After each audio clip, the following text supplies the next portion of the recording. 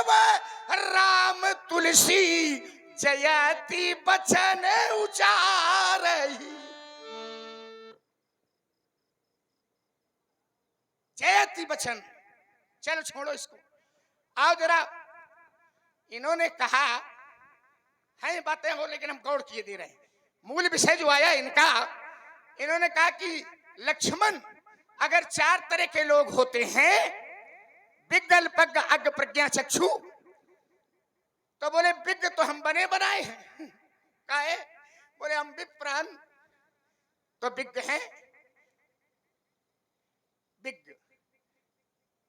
बोले अज्ञ बने रहो तुम, अल्पज्ञ बने रहो तुम।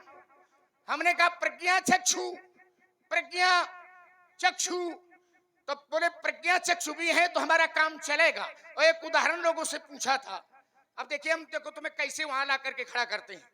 प्रज्ञा चक्षु, बोले एक और है प्रज्ञा चक्षु, कौन? तो लोगों ने नाम ले दिया, अमुक का।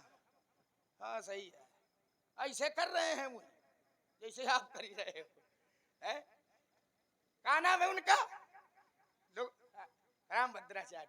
अब बताइए, राम रस में डूबे रहते हैं, राम भक्ति में लीन रहते हैं, और ये राम भक्त हैं कि राम विरोधियां हैं? इन्हें दिखाई पड़ी भला है प्रज्ञा चक्षु। अब प्रज्ञा चक्षु के लिए एक सूत्र इन्होंने पढ़ा, बोले हम अगर प्रज्ञा चक्षु भी हैं तो लक्ष्मण हमारा काम चलेगा। क्यों चलेगा? तो बोले ब्राह्मण के 2 नेत्र और होते हैं। इन्होंने कहा ब्राह्मण के 2 नेत्र और होते हैं। ये शास्त्र की सुनाई इन्होंने, देखो ये शास्त्र की है, हम स्वीकार करते हैं। अब जरा इस शास्त्र की जो इन्होंने सुनाई है, अब ये जरा देख लो कितनी लागू है। इन्होंने सूत्र पढ़ा कि ब्राह्मण के 2 ये नेत्र ना हो तो 2 नेत्र और हैं। कौन कौन?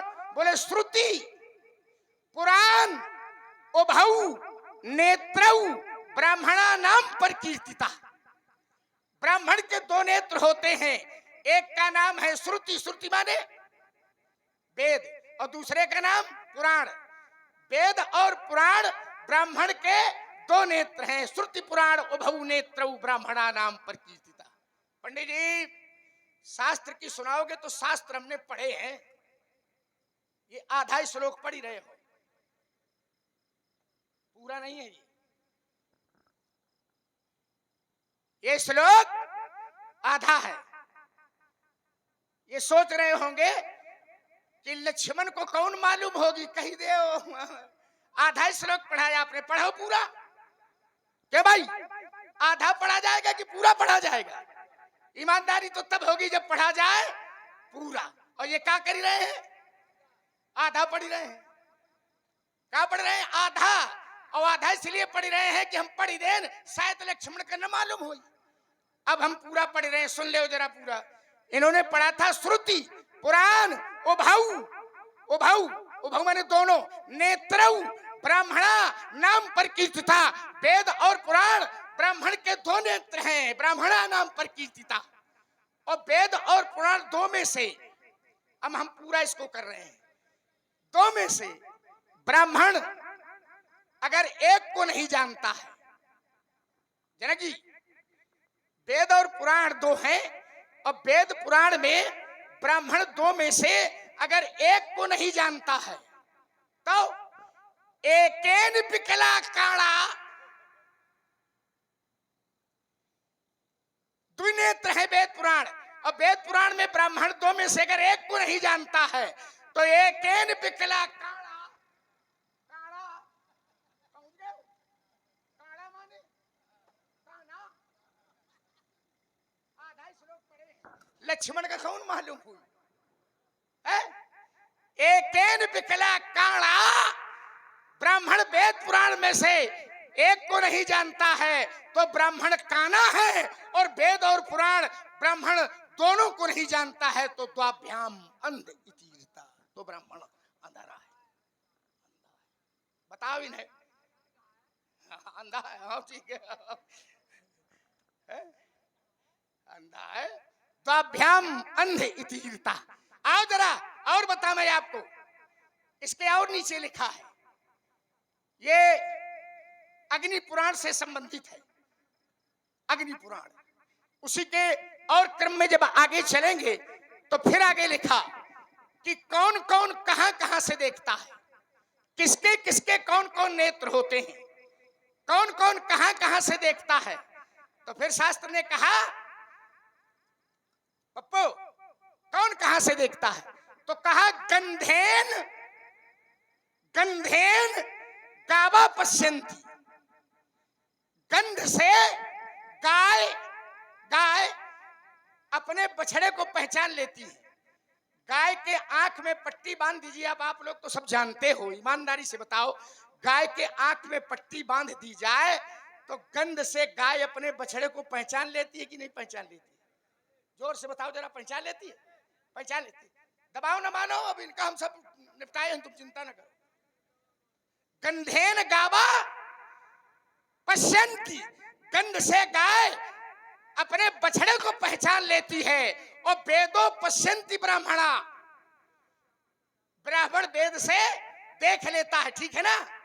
ब्राह्मण वेद से, ये शास्त्र कहता है कि गाय गंध से पहचान लेती है और ब्राह्मण के आंखों में पट्टी बंधी हो तो ब्राह्मण वेद के नेत्रों से देख लेता है। और ईमानदारी से बताओ, अगर ये नेत्र इनके होते, इनके आंखों में पट्टी भी बंधी होती, तो फिर धनुष तोड़ने वाले को देख लेना चाहिए था, फिर किसी से पूछने की कोई आवश्यकता नहीं। सोचो जरा, विचार करो, है? वेदों पश्चिम अगर है और केवल कहा जा रहा है तो बात अलग है।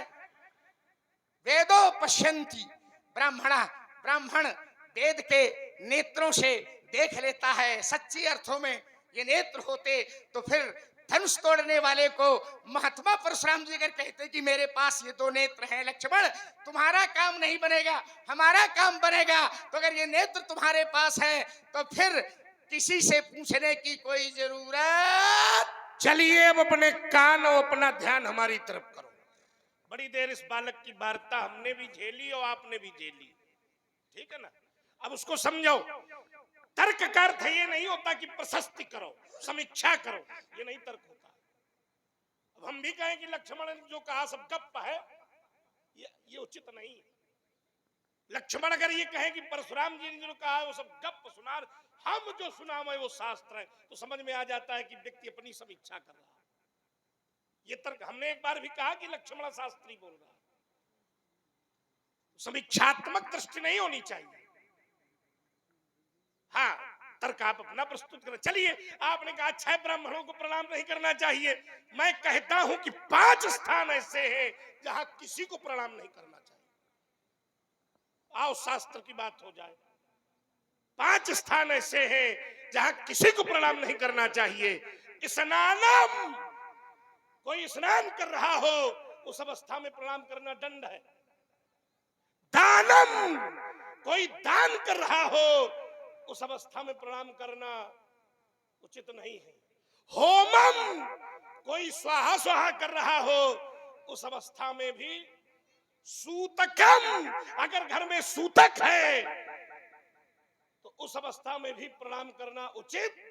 और गमनम, चलते हुए व्यक्ति को भी प्रणाम करना उचित नहीं है। ये 5 स्थान है। कहां से अशास्त्र हो गया? कहां से अशास्त्र हो गया भाई?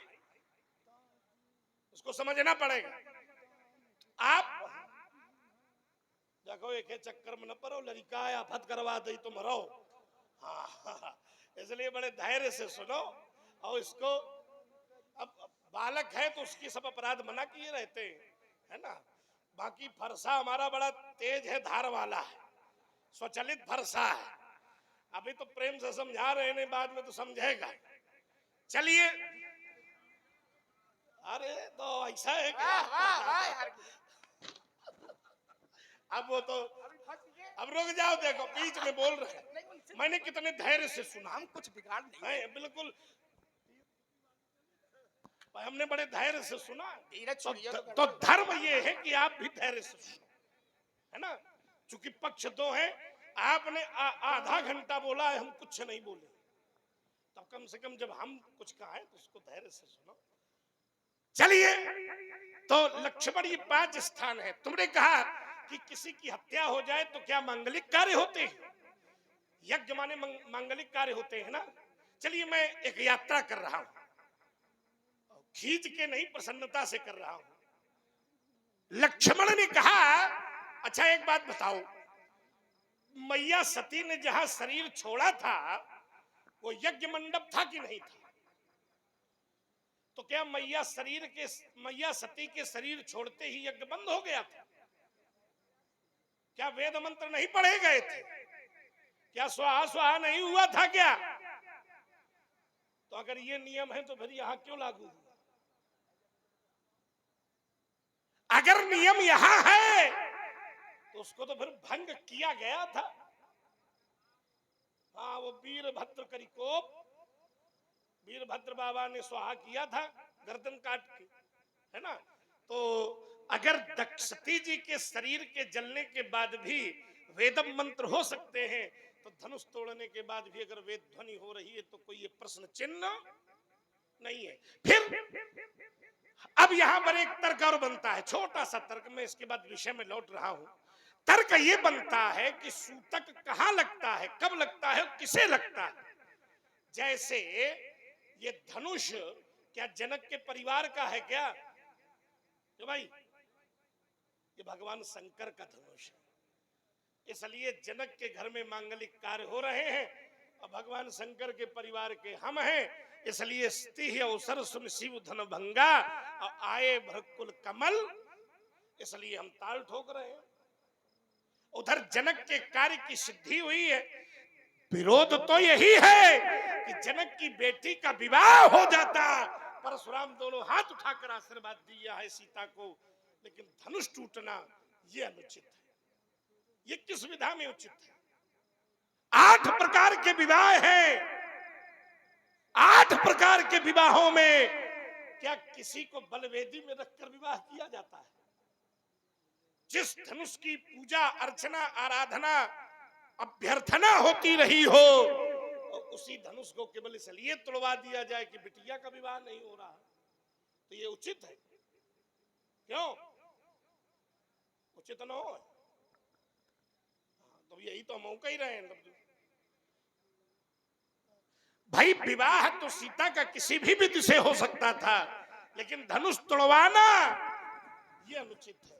जिस विराट आयुध का निर्माण निश्चित रूप से समाज कल्याण के लिए हुआ था, उसी आयुध का अगर निर्माण भी समाज कल्याण के लिए होता तो ये उसके गौरव का विषय होता। निज हित के लिए ये उचित कार्य नहीं है। बेटी का विवाह तो वैसे भी होता, क्या बिटिया का विवाह नहीं होता क्या अगर धनुष नहीं टूटता? विचार करिए, आइए इन बातों को गौर किया जाए। राजकुमार ने कहा कि 4 तरह के में जो राम भद्राचार्य जी है का ऐसा करत है का? बिल्कुल करेंगे ऐसा। कब करेंगे? अगर उनकी श्रद्धा पर कोई चोट करेगा तो ऐसा न करेंगे और ज्यादा करेंगे। और मेरी श्रद्धा इस धनुष पर पूर्ण केंद्रित थी, क्योंकि इसी धनुष के माध्यम से भगवान शंकर ने मुझे धनुर्वेद की विद्या प्राप्त कराई थी। और इस धनुष के चाप खंड देखकर बताओ मेरे हृदय में प्रेम आएगा कि क्रोध आएगा? तो मेरा क्रोध आना उचित है कि अनुचित है? उचित है ना? समझाओ लड़का का, इतनी बात नहीं समझ रहा है। बिल्कुल उचित है। उसका केवल एक कारण है, क्योंकि इस धनुष पर थी मेरी श्रद्धा। और टूटे हुए खंडों को देखकर देखिए 82 समा लोग कैसे एक धाली पढ़े दे रहा हूं।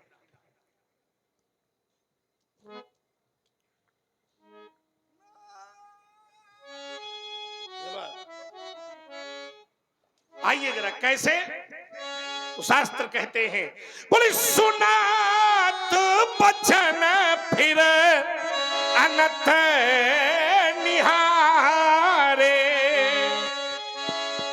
और देखे चाप खंड महिडारे।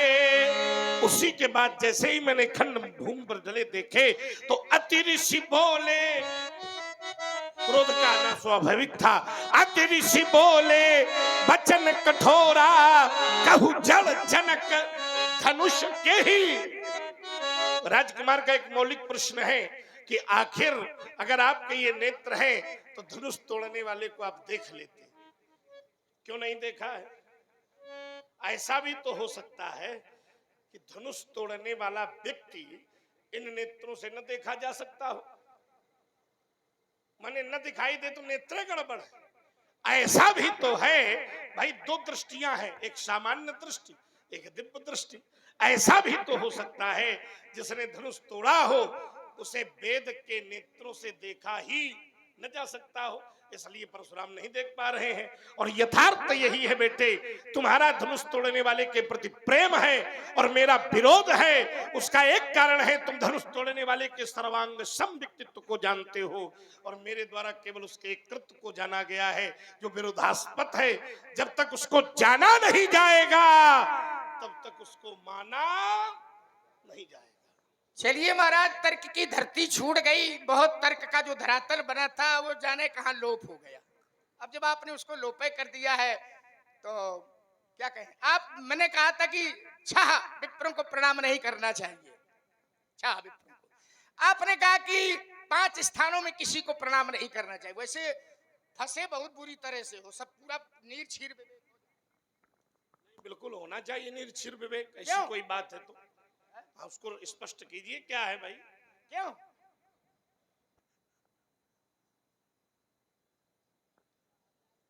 आओ जरा, आपने सूतक कहां लगता है? सूतक कहां लगता है? सूतक सूतक कहां लगता है? बोले मृत्यु हो गई हो तो सूतक लग जाएगा, लग जाएगा ना। एक स्थल में शास्त्र ने कहा कि सूतक एक स्थान पर नहीं 2 स्थानों पर लगती है। देखो कहते कहां? अब 2 स्थानों में लगती है तो उसको अच्छी केवल बात, देखो नई बात अगर कोई आ रही है बीच में बोलो, इसलिए बोल रहे हैं बीच में क्योंकि आप कैसे हम बोलबे तो तुम्हें परेशानी हुई, फिर बड़ा कष्ट। अच्छा चलो खैर, आओ दो बातें इसलिए मैं सुनना चाहता हूं। दान और स्नान पर पूरी रखे हैं हम, लेकिन नहीं, हम बिल्कुल नहीं उसको। अगर देखो नई यात्रा होगी तो अच्छा रहेगा। चलो आओ, देखो बता दूं, नई यात्रा कर रहा हूं मैं। लाइए ऐसे रहा करो, खिसियाया ना करो। हम नहीं खिसिया, वही मैं तुम्हारी परेशानी खड़ी जाती है, हमारे लाने थोड़ी खड़ी होती है। तुम जहां चलो आओ जरा। सूतक पर बताओ मैं तुम्हें, केवल मरने पर सूतक लगता है?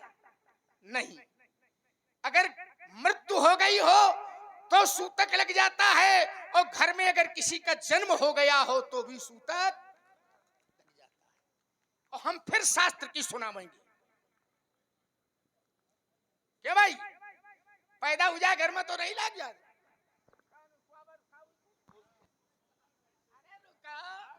रुको, सूतक कहा थे, अब कहा देखो सोबर कहा थे, तो हम कह दिया।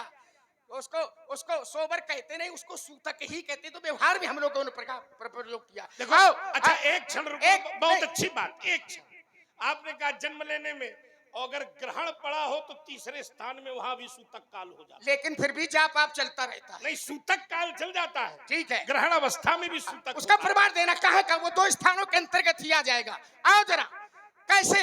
एक ने पूछा तो कहा मृता मोहमयी माता। देखिए, सन्यास परंपरा की बात में तुम्हें ऊंचाई की बता रहा हूं। सन्यासी लोग ये उपासना इत्यादि क्यों नहीं करते हैं? तो एक बार एक सन्यासी से पूछा गया तो उन्होंने कहा कि मृता मोहमयी माता और जातो बोधमयम सुता। आपने कभी सन्यासियों को ये सब जो सम्यक न्यास है उसमें आपने ये सब कुछ नहीं देखा होगा। तो उनसे पूछा गया तो उन्होंने कहा कि हमारे जीवन में मृता मोहमयी माता, मोह रूपी माता मर गई, और जातो बोधमयम सुता, बोध रूपी पुत्र ने जन्म ले लिया। माता कौन मरी? मोह की माता मर गई और बोध के सुत ने जन्म ले लिया। एक सूतक लग जाता है, सूतक द्वय संप्राप्तौ तो कथम संध्याम उपास भये। बोले एक सूतक लग जाता है तो उपासना बंद हो जाती है, यहाँ तो 2-2 सूतक लग गए हैं, इसलिए सन्यास परंपरा में वो सारी चीजें छूट गई। आओ अच्छा खैर, तो सब होता रहता है, चिड़ो भरना और समीक्षा की बात ये न करो। आओ शास्त्र की बात आई थी, हमने जितने प्रमाण दिए हैं बोले सूतक कहाँ लगता है, किसके यहाँ लगता है? बोले ये शंकर बाबा के परिवार के नहीं है। भोले बाबा इनके परिवार के यहाँ है। क्या भैया, क्या ब्यास जी, भोले बाबा इनके परिवार के यहाँ। अब आप लोग भोले बाबा के परिवार के, अगर धनुष को का टूटना सूतक की स्थिति में होता तो सारा संसार भगवान शंकर का परिवार है, सारे संसार के माता पिता शंकर हैं। ये कहते हमारे, और फिर मैं इसको शास्त्र से जोड़ूंगा, जबरदस्ती नहीं जोड़ूंगा। कैसे? वही सुर जो खड़ा था, तुम माया भगवान शिव,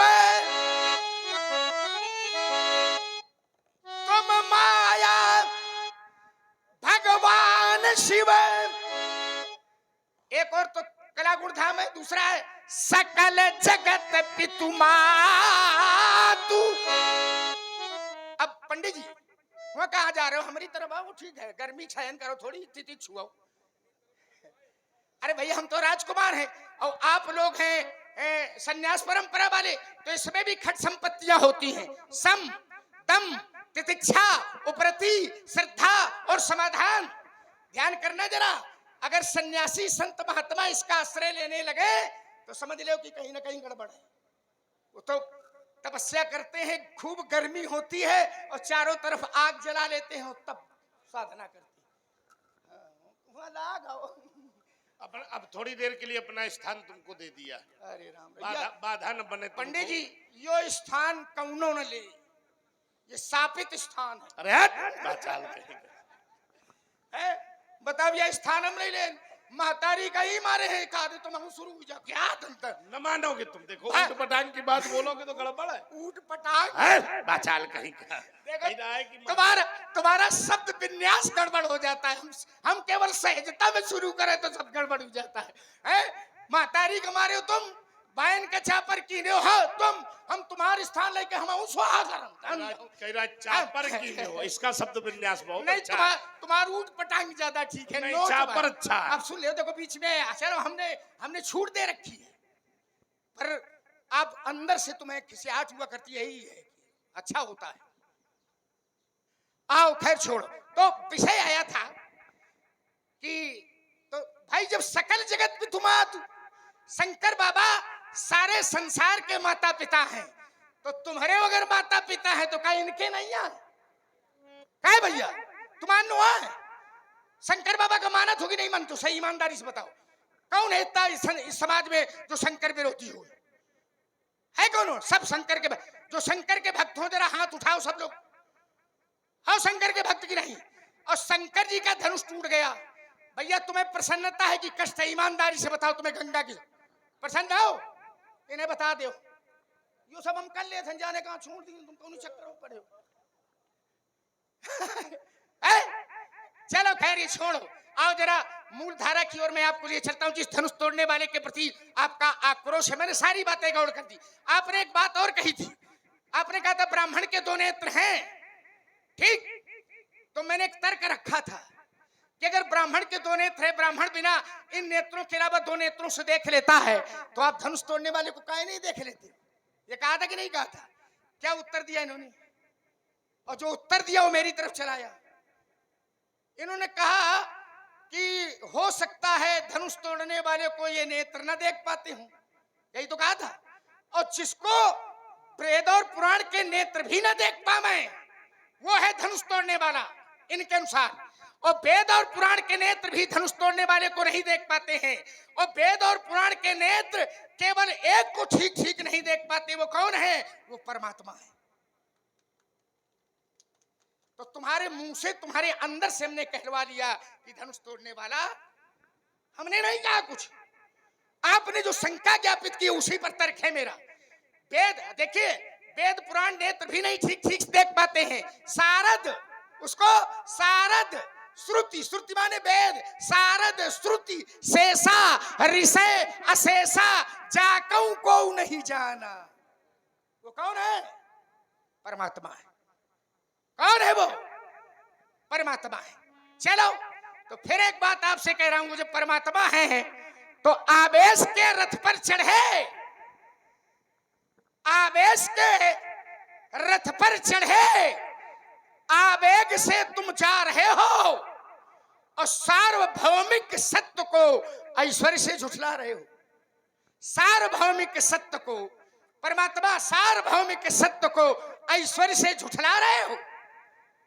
धनुष भंजन हार पर, धनुष खंडन हार पर पंडित जी व्यर्थ सारा रोष है। धनुष भंजन हार पर, कान थोड़ी दल्लाओ, धीरे से बता दें तुम्हें। ऐसे यह मुद्रा ठीक रहा था। पसीना निकल रहा, तुम्हारे निकल रहा है। अरे पंडित जी हमारे तो निकल हो चाहिए। अब बोले हमने कहा पसीना निकल रहा, बोले तुम्हारे माने तो तुम्हारे पसीना नहीं निकल रहा। अब पसीना निकले तो कौन खराब है का? ना भाई, पुरुषार्थ में व्यक्ति के परिश्रम में अच्छा है। और हमारे हम शास्त्र से बता रहे हैं कि देखो हमारे निकल रहा है। शास्त्र से बताओ कि निकल रहा है, नहीं निकल रहा है। शास्त्र, आपने पसीने की बात की, हमारे निकल रहा, बिल्कुल निकल रहा है, शास्त्र प्रमाण कर रहा है। कैसे ब्याज जी? बोले भाल तिलक, भाल तिलक श्रम बिंदु। अच्छा जाना था। और आगे क्या है? सुहाए। और आगे? अब आगे तुम पढ़ो। अब आगे मालूम नहीं। अरे पढ़ियो, हम जाना था तुम्हारा विषय तो कहे पढ़ी रहे हो, आगे बारी नहीं मालूम है। चाहे कहलवा ले पप्पू, अगर तुम जानत हो तो बताओ।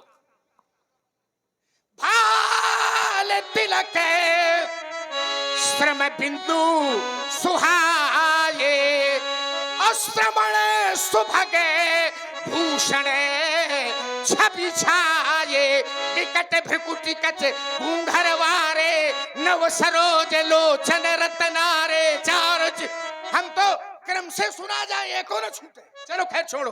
तो आवेश के रथ पर चढ़े, आवेग से तुम जा रहे हो और सार्वभौमिक सत्य को ऐश्वर्य से झुठला रहे हो। महाराज धनुष भंजन हार पर व्यर्थ सारा रोष है, बेकार क्रोध है। स्पर्श से विघटित हुआ धनुष कैसे टूटा है? स्पर्श से विघटित हुआ। छुअत टूट, हम जो कहेंगे वो शास्त्र से होगा। स्पर्श से विघटित हुआ, क्यों? भ्रातृ पर आक्रोश है। मोहांध होकर आपने प्रभु पर लगाए दोष हैं। अरे पूछो किसी से तो सब कहेंगे राम जी निर्दोष है। पूछो किसी से तो सब कहेंगे राम जी निर्दोष हैं। तो ये बात सीधी क्यों नहीं निज बुद्धि पर बिठला रहे हो और सार्वभौमिक सत्य को ऐश्वर्य से झुठला। एक भाव दे रहा हूं, रामचित मानस का पोषण भी हो जाएगा। ज्यादा भाव नहीं दूंगा, केवल 2 भाव दूंगा। मैंने कहा स्पर्श से विघटित हुआ। स्पर्श माने छूने से, तो छुअत टूट रघुपति ही न दोषु। आपके मन में बात आई होगी कि लक्ष्मण कहता है छूते टूट गया है, और जबकि लिया गया है और चढ़ाया गया है और खींचा गया है ना, तो आपके मन में आओ कि लक्ष्मण झूठ बोल रहा है।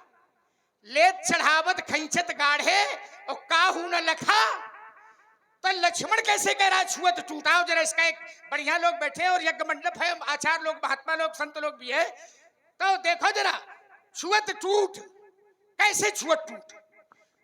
ये तो लिया गया, हाँ लिया गया, चढ़ाया गया और फिर खींचा गया, और जब समय खींचा गया ये प्रमाणित है, तो लक्ष्मण की बात असंगत हो जाएगी। छुअत टूट कैसे?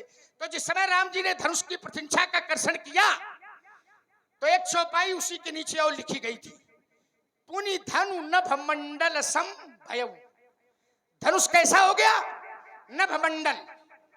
नभ मंडल माने मंडलाकार, मंडलाकार माने गोलाकार, गोलाकार माने वृत्ताकार, और वृत्ताकार कैसे बना? राम जी ने जिस समय धनुष की प्रतिष्ठा का कर्षण किया तो इतना खींचा किसके दोनों सिरे आपस में छुए, क्योंकि जब तक ये दोनों सिरे आपस में छुएंगे नहीं तब तक ये मंडलाकार बनेगा नहीं। तो जैसे दोनों सिरे इसके आपस में छुए तो छुअत टूट रघुपति ही न दोषु। ये छूते ही टूट गया है। राम जी का इसमें कोई दोष। एक और भाव है, राम जी ने जिस समय धनुष की प्रतिष्ठा का कर्षण किया, सोचो जरा, तो जो खींचा, किसको खींचा था? प्रतिष्ठा को। धनुष में प्रतिज्ञा खींची गई है। तो जो चीज